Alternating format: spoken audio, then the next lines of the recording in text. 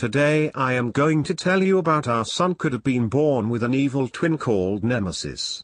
A new model on how stars are formed has added weight to the hypothesis that most, if not all, stars are born in a litter with at least one sibling. Our own star at the center of the solar system is probably no exception, and some astronomers suspect that the sun's estranged twin might be the evil one, blaming it for the death of the dinosaurs. After analyzing data from a radio survey conducted on a dust cloud in the Perseus constellation, two researchers from UC Berkeley and the Harvard-Smithsonian Astrophysical Observatory have concluded all Sun-like stars are probably born with a companion.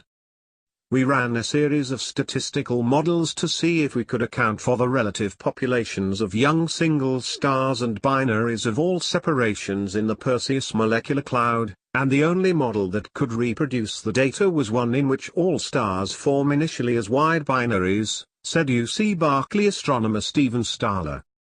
For years, astronomers have wondered if the large number of binary and triple systems of stars in our galaxy are created close to one another, or if they fall in together after they've formed.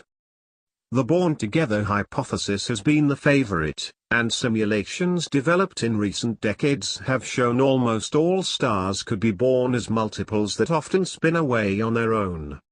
Empirical evidence supporting these simulations has been limited, unfortunately, which makes this new work rather exciting. Our work is a step forward in understanding both how binaries form and also the role that binaries play in early stellar evolution, said Stahler. As part of the VLA Nascent Disk and Multiplicity Survey, VANDAM for short, the researchers mapped the radio waves leaking out of a dense cocoon of dust about 600 light-years away that contained a whole nursery of young stars. The VANDAM survey allowed for a census of stars younger than 500,000 years old called Class 0 stars, mere babies in star terms, and stars a little older between 500,000 years and 1 million years, called Class 1. Combined with data on the shapes of the surrounding cloud of dust, the scientists found 45 lonely stars, 19 binary star systems, and a further 5 that contained more than 2 stars. While their results predicted all stars were born as binaries, they amended their conclusion to take into account limitations in their model by saying most stars formed inside the dense cores of dust clouds are born with a partner. I think we have the strongest evidence to date for such an assertion, said Stahler. Looking closely at the distances between the stars, the researchers found all binaries separated by a gap of 500 astronomical units or more were Class 0 and lined up with the axis of the egg-shaped cloud surrounding them.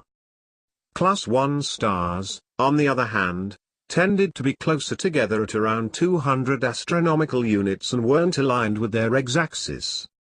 We don't yet know quite what it means, but it isn't random and must say something about the way wide binaries form, said Sarah Sadavoy from the Harvard-Smithsonian Astrophysical Observatory. If most stars are born with a partner, where's ours? A distance of 500 astronomical units is roughly 0.008 light-years, or a bit under 3 light-days. To put it into perspective, Neptune is about 30 astronomical units away. The Voyager 1 probe is currently just under 140 astronomical units away, and the nearest known star Proxima Centauri is 268,770 astronomical units away. So if the Sun has a twin, it's almost certainly not easily visible in our neighborhood. But there is an hypothesis that our Sun has a dark twin that likes to swing by every now and then, and stir things up. Given the name Nemesis, this theoretical troublemaker has been proposed as a reason behind an apparent 27-million-year cycle of extinctions on Earth, including the one that saw off most of the dinosaurs. An astronomer from the University of California, Berkeley named Richard Muller proposed 23 years ago that a red dwarf star 1.5 light-years away could periodically travel through the icy outer limits of our solar system, stirring up material with its gravity, knocking a few more space boulders our way. A dim passing star such as a brown dwarf could also explain other anomalies at the fringes of our solar system, such as the odd, wide orbit of the dwarf planet Sedna. There's no sign of Nemesis, but a long-lost binary partner for our Sun could fit the bill. We are saying, yes, there probably was a Nemesis, a long time ago, said Starla. In which case, our Sun would have gathered the lion's share of dust and gas it seems, leaving its twin dark and stunted. No wonder it's a little pissed off. Thanks for watching. Please subscribe for more interesting videos.